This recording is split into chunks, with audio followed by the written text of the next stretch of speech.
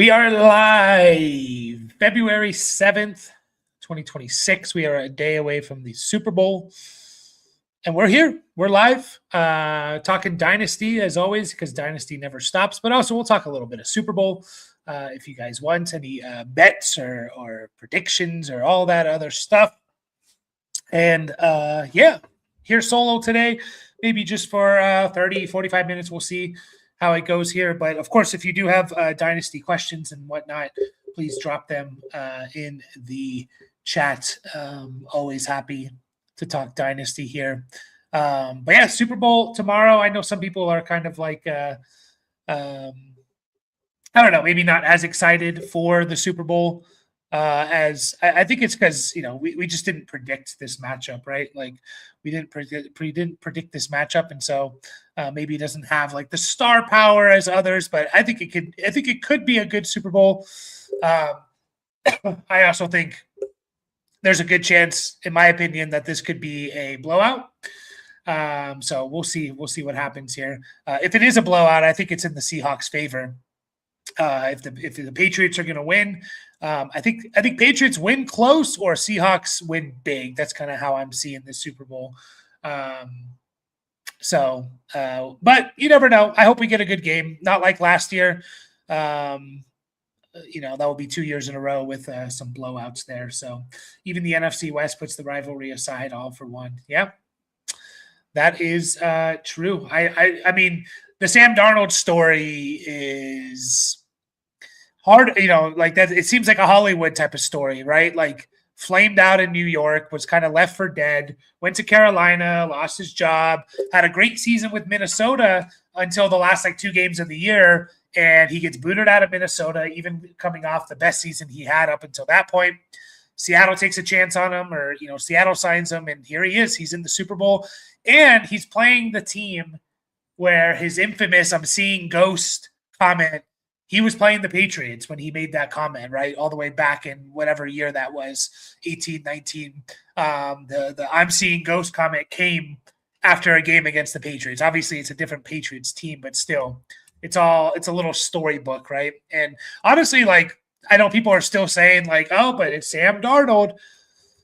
Man, he's had a couple huge games that both of them against the Rams, and he's performed, man. Like he was, in my opinion, the main reason why they won the NFC championship game was because of Sam Darnold. He played maybe his best game of the year, or one of the best games of the year against the Rams there a couple weeks ago. So Sam Darnold rushing touchdown, legendary. Let's watch that. Yeah, if we got any bets you guys like, any prop bets and stuff, I was kind of looking over some of them. I can't bet where I'm at, and I'm not a big bettor anyways, but I like the Seahawks, obviously.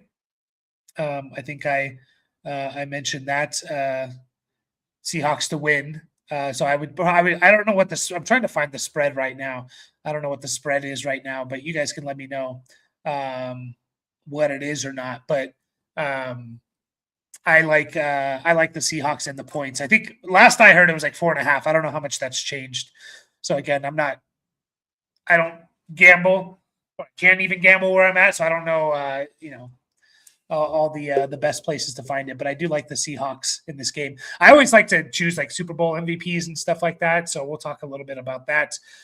Trying to rebuild in Zeus and looking to sell McBride and Cook to do so. Do you have any ideas? Yeah, I mean, what I'll say about that, and you're right, it's the dead period right now of Dynasty. I feel like post Super Bowl, pre NFL draft is when things start to pick up a little bit more with trades. As we get closer to the draft. So one thing is to be patient and stuff like that. McBride and selling McBride, I think I saw this recently, but I'm pretty sure in Zeus, McBride was the most valuable player in that league. So you should be kind of valuing McBride as the most valuable player potentially in the entire league. I'm going to double check here. Yeah. So wins above replacement was 2.4, wins above replacement. McCaffrey was second at 2.38, and then Josh Allen at 2.22. And Jonathan Taylor 2.21. So McBride was more valuable than every player in Zeus. Yeah. Every single player. Also, you could probably say like the value that he brings is even more enhanced because you look at tight end 2 last year. So tight end 1 was McBride, 2.4 wins above replacement. Tight end 2 was Kyle Pitts. And the drop-off from McBride to Pitts was huge, 1.4 wins above replacement. So he was literally a full win, war point ahead.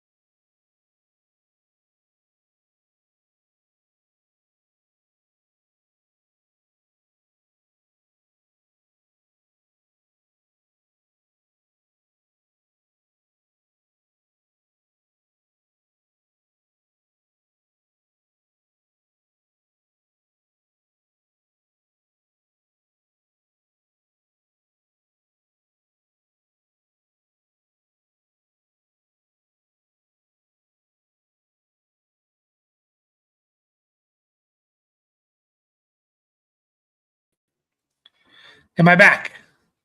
Hopefully I'm back. I had some internet. It was weird. I didn't really have internet problems, but it was showing internet problems. Hopefully I'm back. Let me know in the comments, guys, if I am back. And we'll keep looking at these here. So, but yeah, so McBride is the most valuable player in the league, seemingly, right? All right, I'm back. Awesome. So let me show you what I wanted to show was the war tool here. And so like you see, this is for Zeus. You see the drop off from McBride to Kyle Pitts is insane. That drop off, and Kyle Pitts was the second most valuable tight end. So you can make an argument that like, I mean, yeah, like here's Christian McCaffrey, and basically McCaffrey and Bride were even, right? But you can make the argument that because the drop off from McBride to tight end 2 was so massive compared to McCaffrey to JT, and you see the drop off there, not as much, you can make it even a bigger case to his value. So I would value him that way. Yeah, so I don't know. I guess the answer is like, be patient. Don't force a trade. And, when it comes to someone like James Cook, do realize that running backs are way more valuable in Zeus than wide receivers. Here's the wide receiver line, and here's the running back line. And you can just see how much they dominate. Like wide receiver 1 was not even, that was like, look at the difference between wide receiver 1 and running back 1 in this league. Now, wide receivers weren't as good, but Puka had a huge year. And he wasn't even close. I mean, he was equivalent to running back 7 in this league. So value these guys as huge pieces. You're going to have to, we'll see, but I think wait as we get closer to the draft, and people are going to be much more willing to make trades, I think. So I know we were talking a little bit there, Benjamin, and yeah, he was a sports car in the trailer park car, this meme. Yeah, that's unfortunate. But I mean, you add a couple more pieces to your team, and you don't have, it's not too crazy to see you kind of turn it around here. So Super Bowl, we were talking a little bit about Super Bowl. Any other Dynasty questions Ask us, guys. But Super Bowl MVP is always a bet. Like I like to make if I can make a bet. So this year you have Darnold and May, of course, are the top two. JSN's next. Kenneth Walker, Ramondre Stevenson. Those are your top 5 MVP odds. A couple players I really, really like is Travion Henderson at plus 7,500. This is according to DraftKings, plus 7,500 for Travion Henderson. I really like throwing a shot on him as Super Bowl MVP, only because I feel like if the Patriots are going to win, they're going to need some explosive plays. Like they're going to need someone like a Travion Henderson to bust off a 50-yard run or something.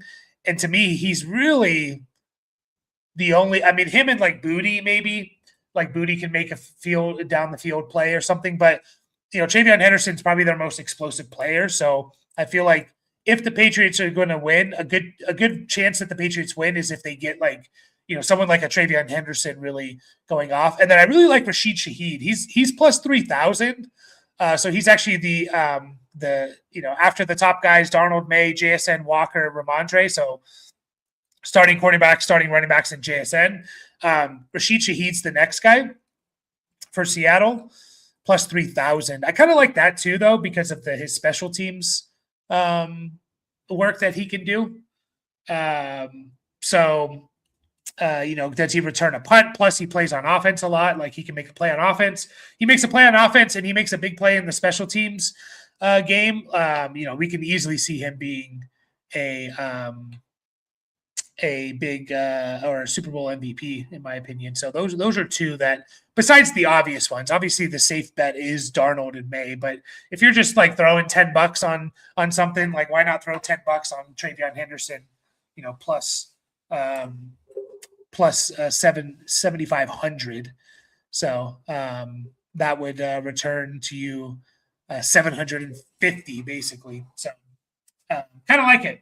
Again, I'm not a gambling expert and I can't make bets, but I don't mind making that bet at all. Now it is tough to see if the Seahawks win, Darnold not getting MVP, right? Because of like the story behind it all. It is a little bit tough to see that. So I also think it's interesting. Like, do we get a defensive player? Like these are two good defenses. This could be a low scoring game.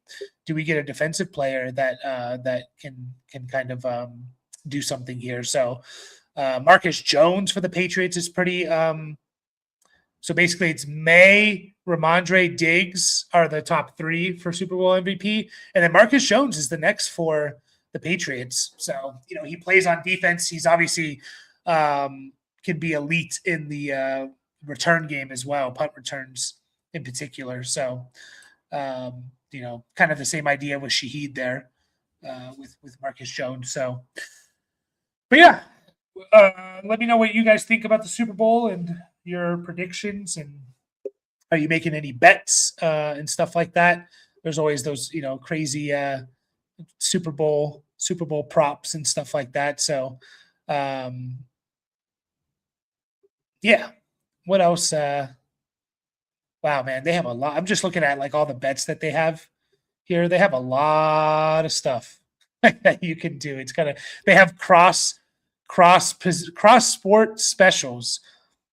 Which will be greater, New England points Patriots scored in the Super Bowl, or Karl Anthony Towns points scored? Like that's crazy, man.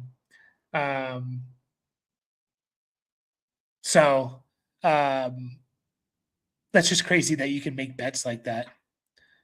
Which will be greater, Drake May rushing yards or Anthony Edwards points plus rebounds plus assists? Like that's it's just like who's actually doing those bets? I guess someone's doing them, or else they wouldn't be having those out there. So Walker line for total yards is over 100. Seriously? Wow. Over 100? That's kind of crazy. Where can I find these player specials, right?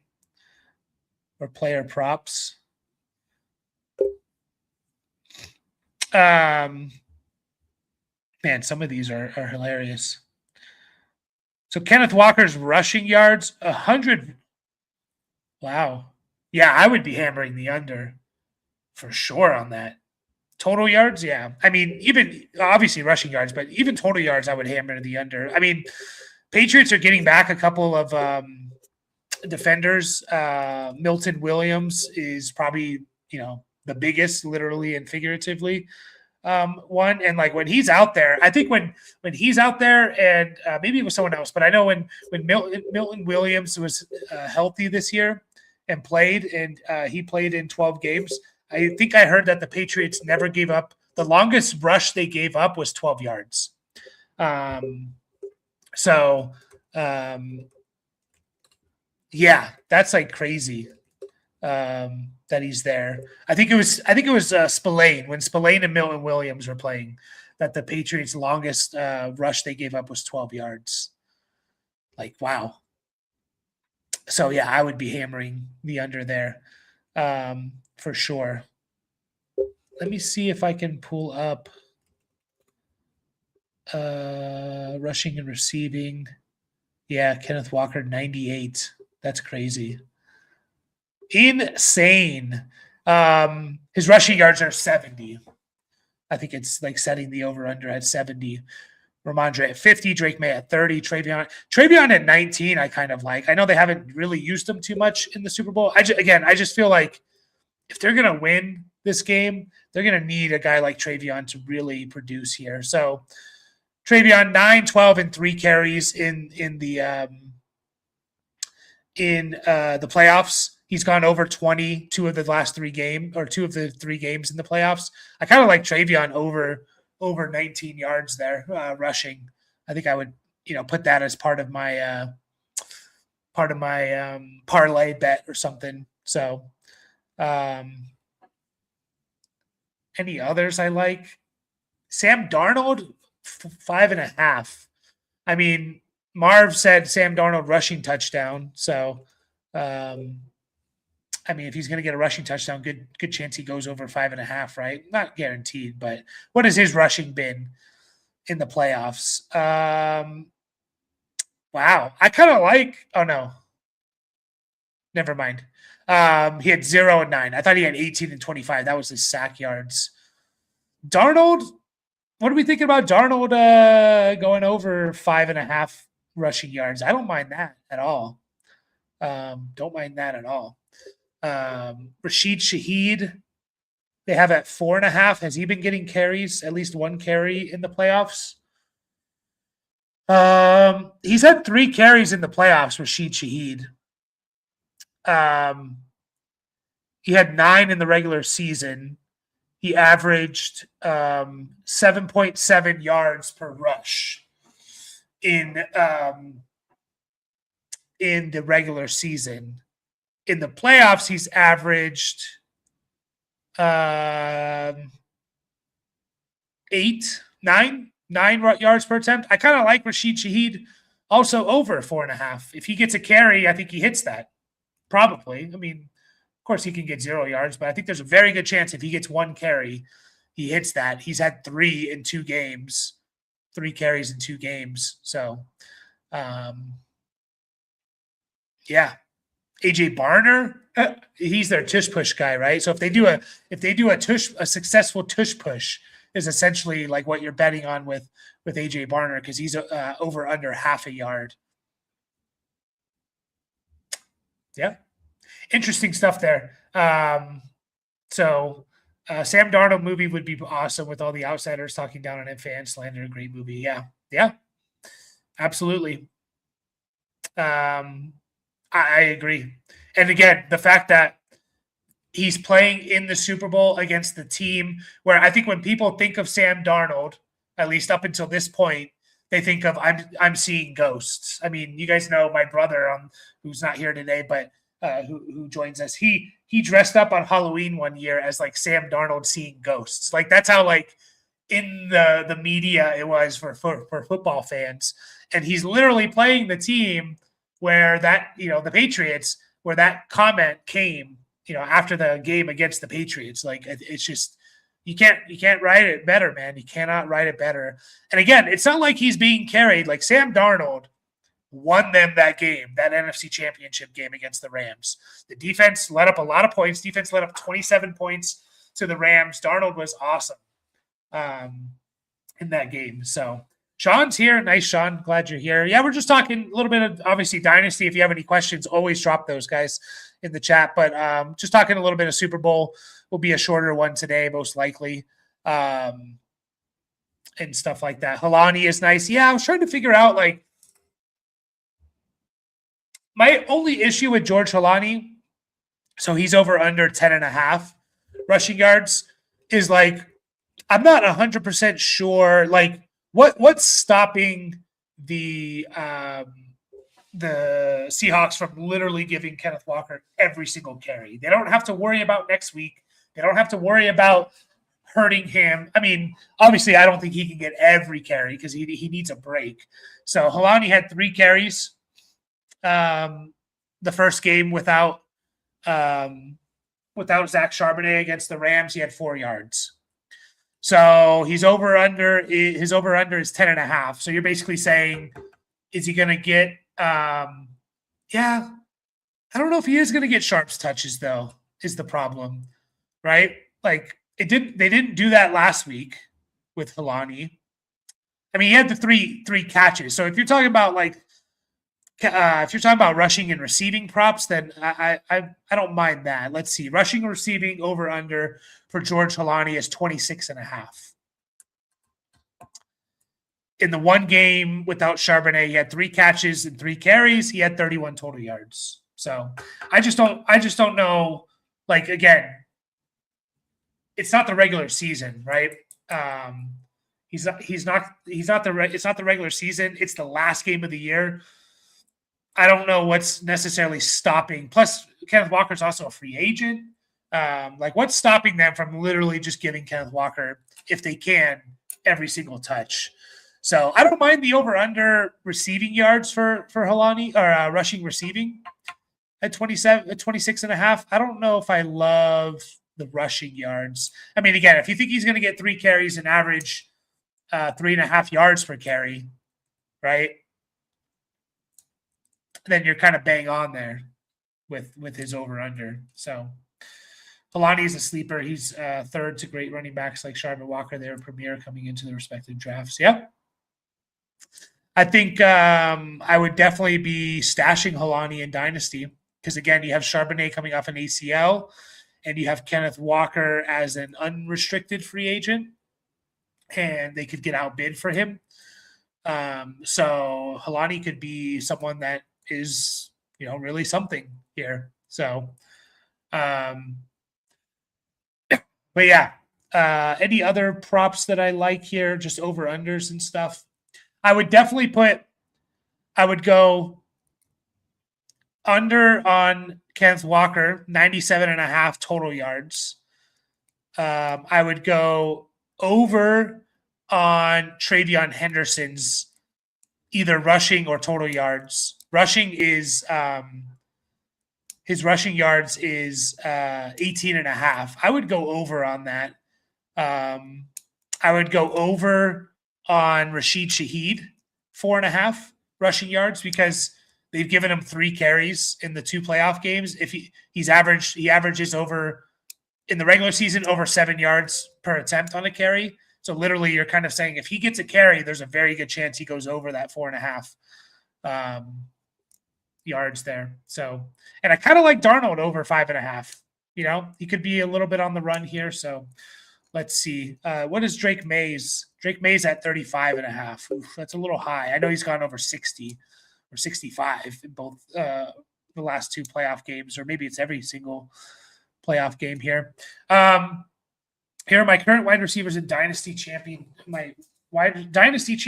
team. Cortland Sutton, Luther Burden, Romeo Dobbs, Mooney, Turpin, Tesla, Bond. I have the 108, 111, 112. Give me some options to upgrade this position.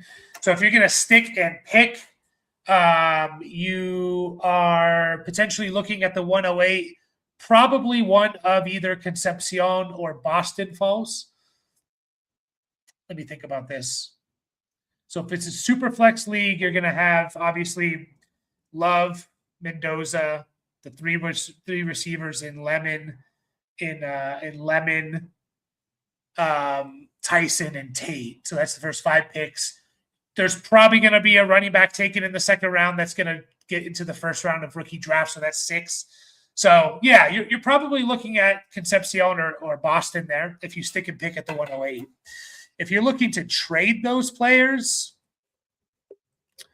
I mean, for the 108, besides the obvious guys, I would trade the 108 for guys like McConkey, Marvin Harrison still, if you believe in him. I think he is. A.J. Brown, I think he's 100% a buy low. Can you get A.J. Brown for one of those even 111 or 112? Like A.J. Brown, and I just put out a video of like Dynasty startups and players that I like targeting. A.J. Brown, and this surprised me when I saw it, was the wide receiver 11, both in total points and points per game last year. The wide receiver 11. He's currently being in Keep Trade Cut valued as the wide receiver 23. In Dynasty startups, he's being valued around wide receiver 17 or 18. Like he was literally wide receiver 11. He's 28 years old. He'll be 29 before the season starts. So like I can still see 2 wide receiver 1 seasons for A.J. Brown, and he could get traded. That's the whole thing here is like, if he sticks with the Eagles, well, okay, we've seen him, his 3 years with the Eagles, we've seen him as a top 5 guy and then as a top 12 guy the last 2 years, if he sticks with the Eagles. If he gets traded, he's literally leaving the team who over the last 2 years has thrown the least amount of passes. So he's going to go to a better situation. I would assume the only teams that are going to be trading for a 29-year-old A.J. Brown are going to be guys like the Patriots or the Bills, or maybe a team like the Chargers. Do they go out and get like an alpha number 1? Like, I would assume it's contending teams with good quarterbacks that are going to trade for A.J. Brown. And so what if he goes to the Bills? What if he goes to the Patriots? What if he goes to fill in the blank with this team? His value is going to like double, right? So I think he is one of the most obvious buy lows. So if I would even spend the 108 and get A.J. Brown personally, because I think he can have 2 elite seasons, and I'll take 2 elite seasons on a championship team over a prospect like a Denzel Boston or Casey Concepcion in the draft.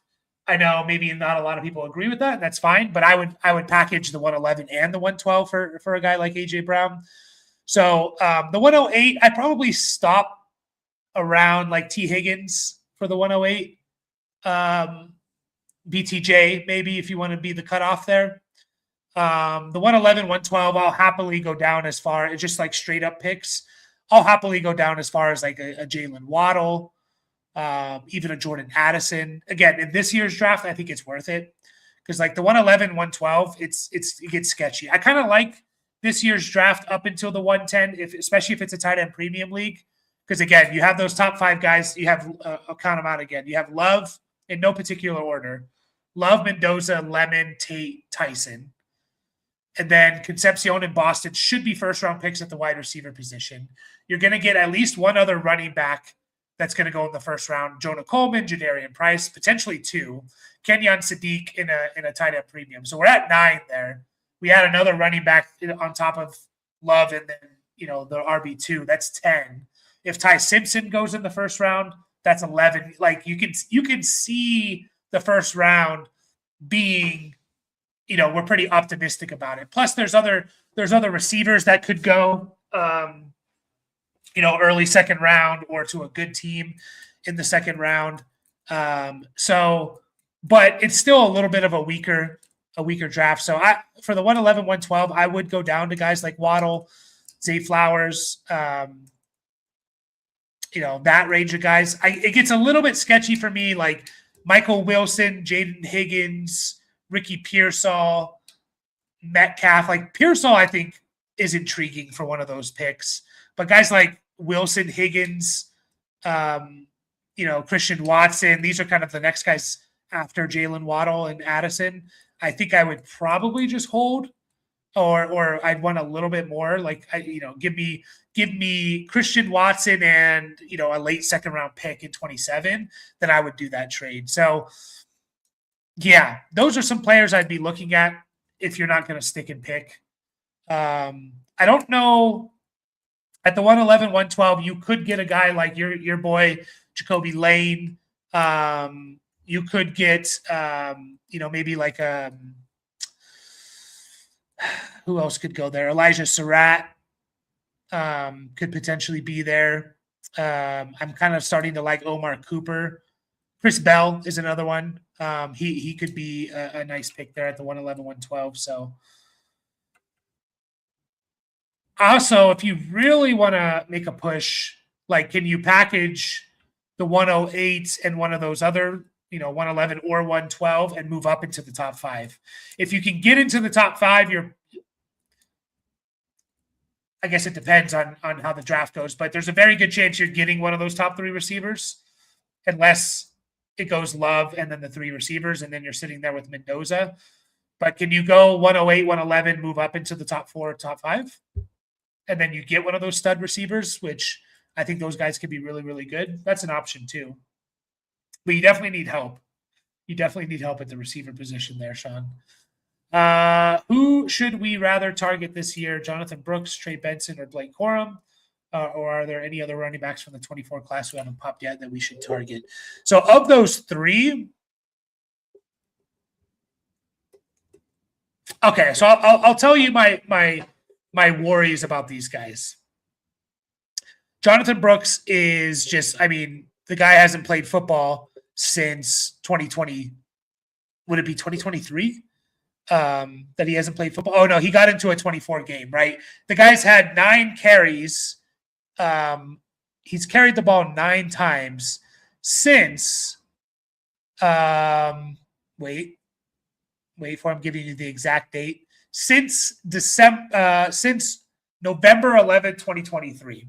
So we're literally going to go damn near 3 years. We'll say 2.5 years. And the guy's carried the ball 9 times. He tore his ACL in the same knee twice, right? So we just don't know physically where he's at. Now, I'll say this. Jonathan Brooks was my favorite running back from that class. And it kind of wasn't even it was him and Bucky Irving. Those were my 2 from the 24 class. I liked Trey Benson, but I really liked Jonathan Brooks and how he ran the ball. Kind of like Le'Veon Bell-esque, right?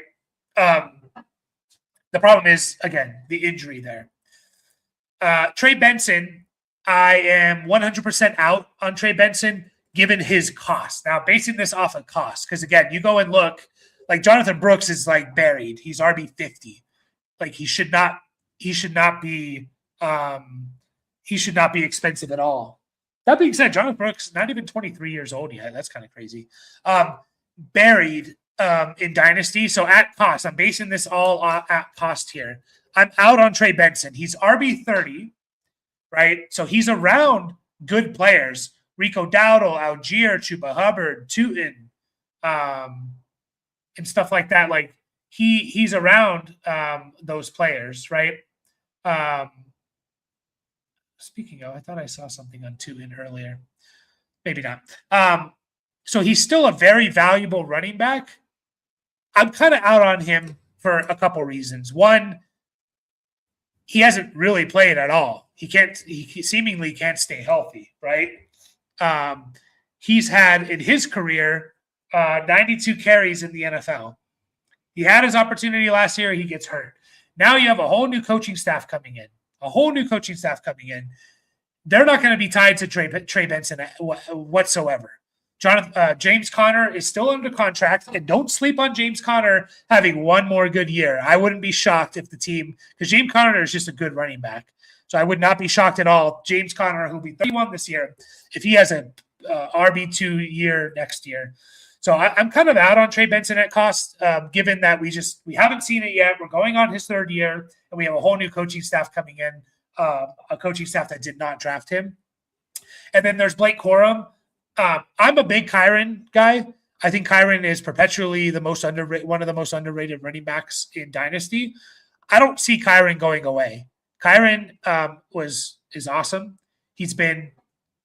I mentioned this in the video. You would be hard pressed to find if you take the average of the last 3 seasons in points per game finishes.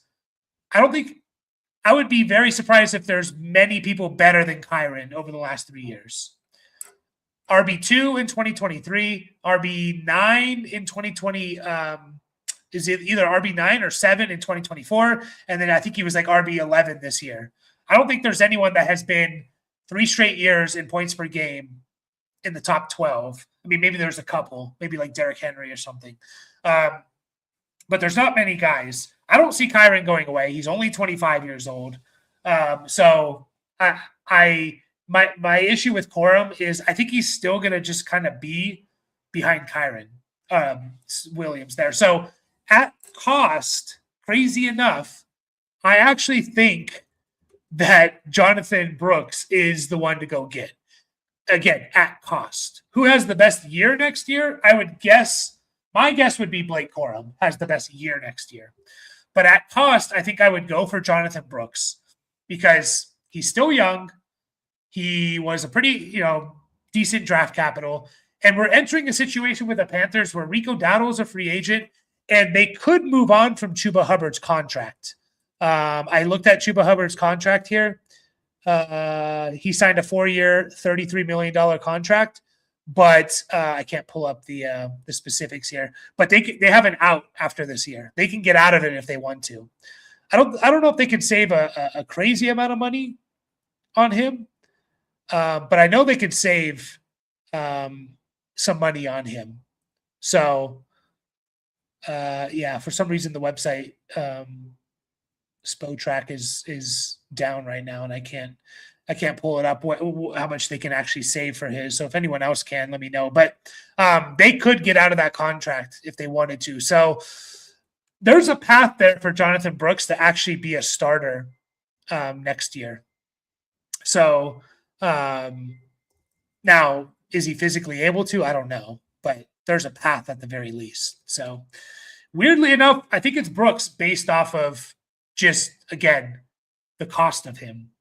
So other running backs from the class that haven't popped, let me just pull up the draft real quick here. So we have Jonathan Brooks, Trey Benson, Corum. Oh, Marshawn Lloyd. He's like a Kendre Miller one. I really liked Marshawn Lloyd coming out of that class. I thought he had really good underlying metrics. I wouldn't mind taking a shot on him. I mean, I have to imagine he's way down. He's RB77. Don't mind taking a shot on Marshawn Lloyd. Packers, if I remember correctly, both Emmanuel Wilson and Brooks are free agents. Yeah, maybe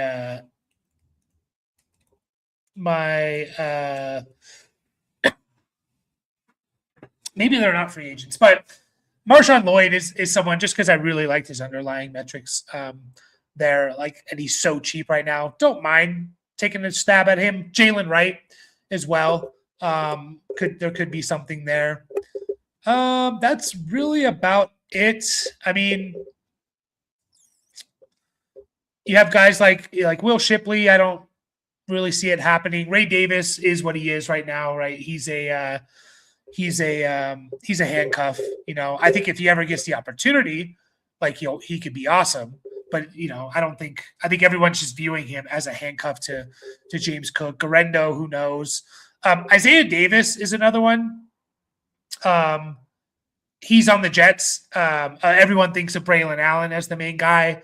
I actually think Isaiah Davis is a better all-around running back than Braylon Allen. So if Breece Hall leaves and they don't find a replacement for him, Isaiah Davis is a sneaky one I like to stash. That's really about it, though. Rasheen Ali in deeper leagues. What do you think about Sadiq? Any chance he's Noah fan? Just looking at similar size and probably similar speed coming out of college. Both had issues with drops. Yeah, they did have issues with drops. Also, I would say Kenyon Sadiq was a little bit of a disappointment this year based on expectations. I think we expected kind of a bigger year than what he had going into the year with Oregon. So, he was obviously he was behind Terrence Ferguson in 2024. He still put up some numbers, but he was behind Terrence Ferguson in 2024. Terrence Ferguson goes in the second round of the draft.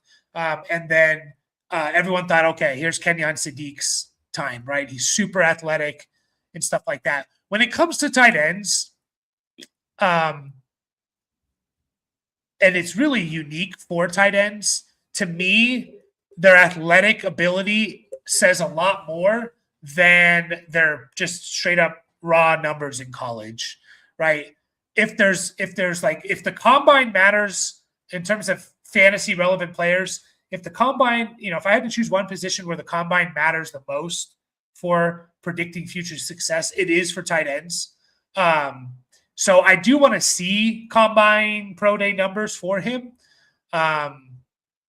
Is there a very good chance that he is just Noah Fant? Yes, there is.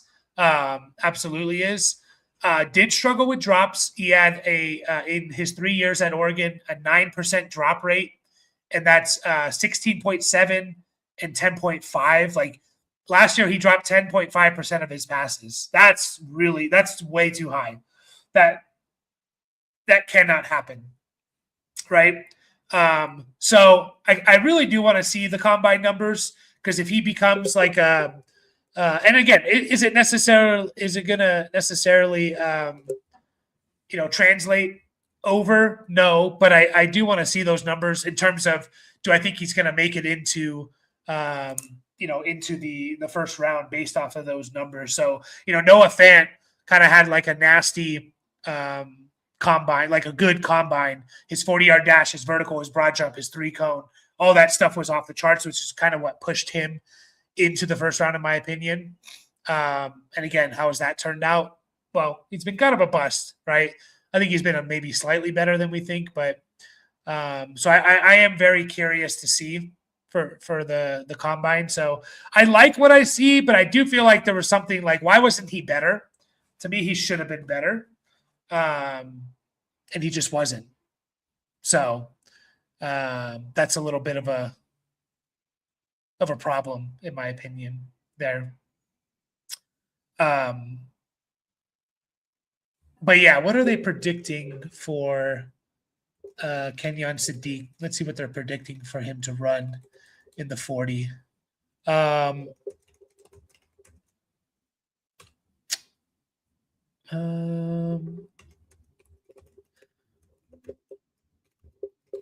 Also, I'm going to pull up an article here, and I want to hear it for you guys. All right, so let's see. The Kenyon Sadiq is 26 class tight end. Kenyon Sadiq is predicted to run a 4.55. I think that's exactly what. Noah Fant ran a 4.5 flat. So, there's an interesting article on PFF. If you type in, what I typed in was PFF into Google, PFF combine drills that matter. And basically they look at the combine drills that show the biggest predicted, they predict the wide receivers, quarterbacks, tight ends, running backs, which combine drills predict the most success. And so like the 40, for example, is one of the most overrated, especially for a lot of positions. Like we always think of the 40. That's kind of like the big, big time drill that everyone looks at. So sorry, I'm just pulling it up here. So for running backs, the drills that actually are, so the ones that affect draft position the most are the 40, the broad jump, and the 3-cone. The ones that actually matter the most for wide receivers is the vertical jump is one. So the vertical jump and the 10-yard split. 10-yard split is much more is a better predictive. It predicts better success than the 40-yard.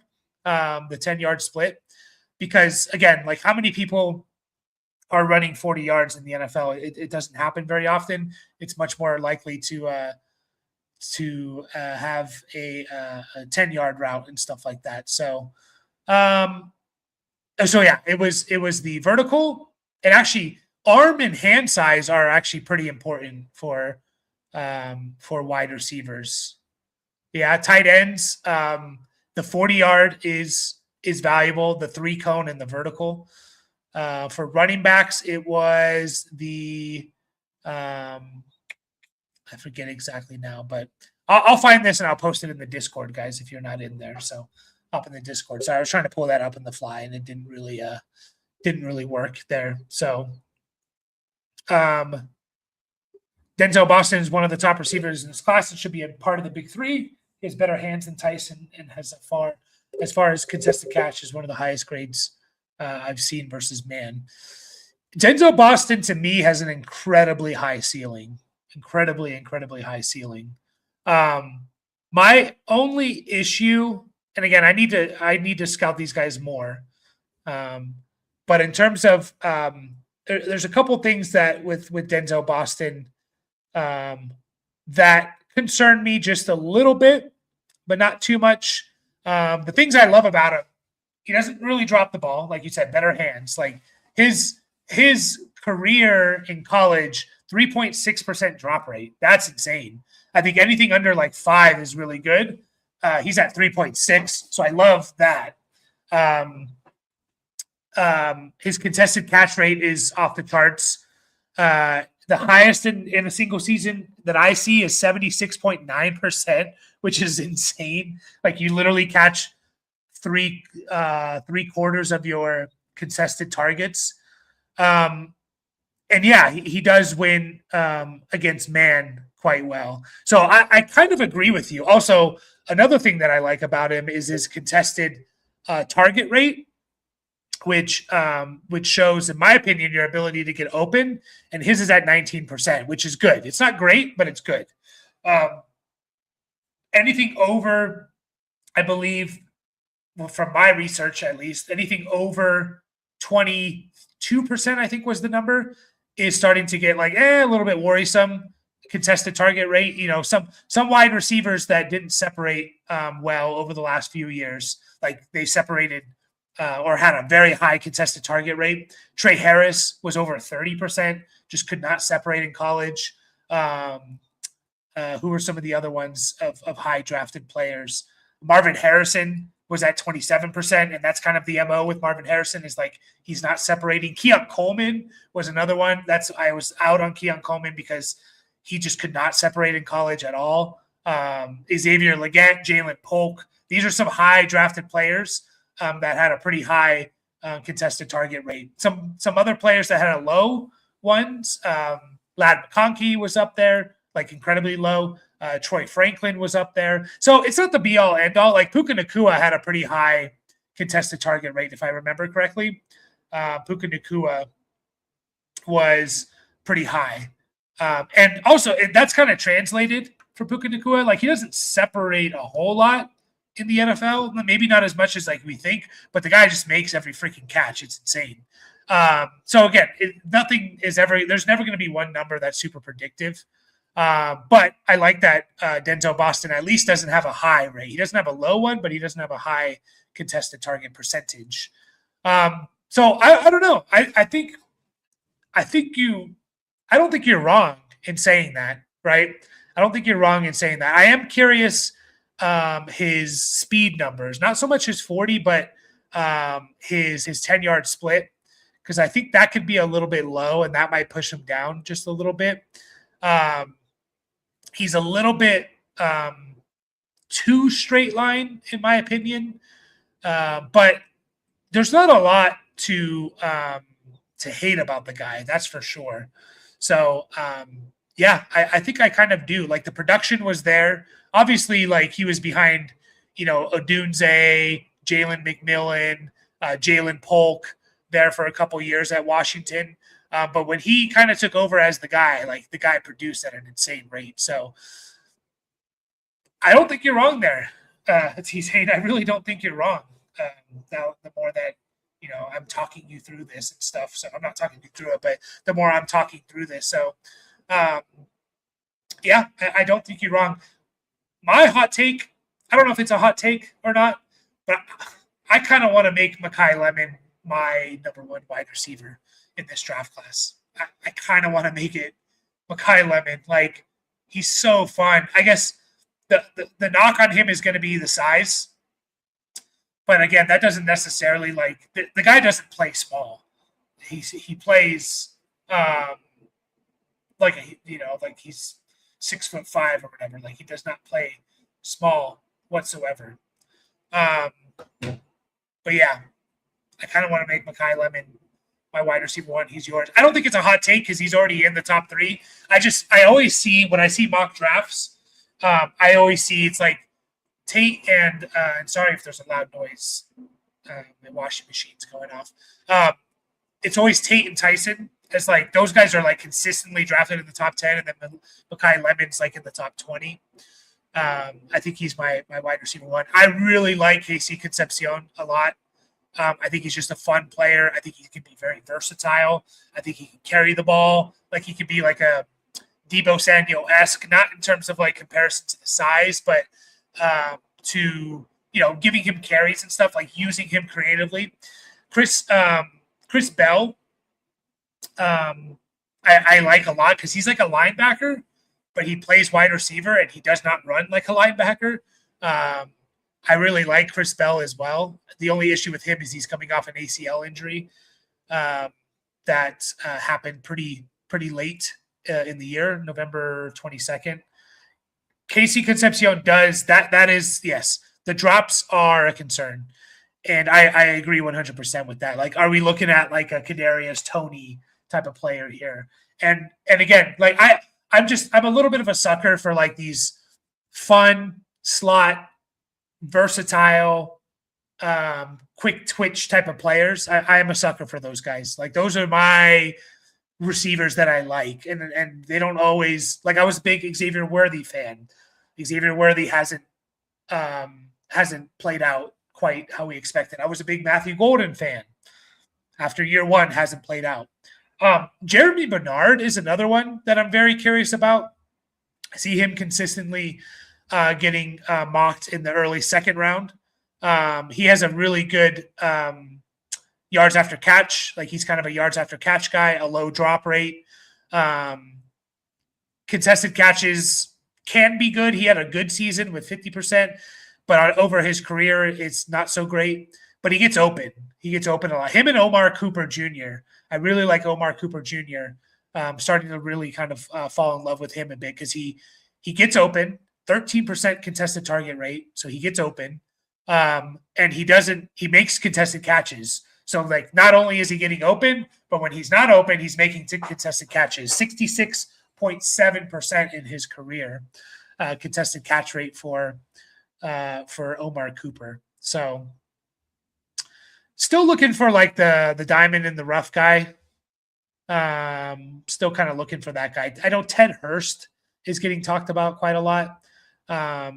So we'll see there what happens with him. But taking Cooper in the first and all of my rookie drafts early second. Yeah. And again, a little bit is going to depend on his draft capital, because I kind of see it all over the place right now. I think when all is said and done, Omar Cooper is going to be a second-round pick or a day 2 pick in the NFL draft, and that could push me to take him maybe in the late first this year. Who knows? Bryce